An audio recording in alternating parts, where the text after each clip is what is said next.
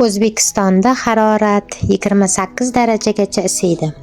Assalomu alaykum kanalimiz kuzatuvchilari. Kanalda yangi bo'lsangiz, obuna va like tugmasini bosishni unutmang. O'zgidromet joriy yilning 21-23 mart kunlari kuzatiladigan ob-havo prognozini e'lon qildi. Bunga ko'ra, bugun 21-martda mamlakat hududining katta qismida yog'ingarchilik ob-havo bo'lishi kutilmoqda. Faqat Qashqadaryo, Surxondaryo viloyatlarida kunning ikkinchi yarmida ba'zi joylarda yomg'ir yog'adi. Havo harorati 20-25 darajagacha iliqlikkacha ko'tariladi. 23-24 kunlari respublika hududining katta qismida, Qoraqalpog'iston Respublikasi va Xorazm viloyatidan tashqari ba'zi joylarda qisqa muddatli yomg'ir yog'adi. Momaqaldiroq bo'lishi mumkin.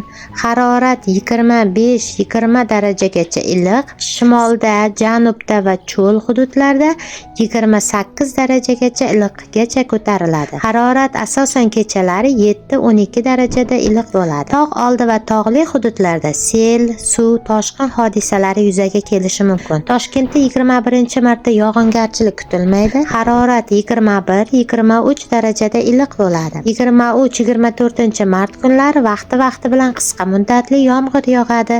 Momaqaldiroq kuzatiladi. Kunduzi harorat 20-25 daraja atrofida bo'ladi.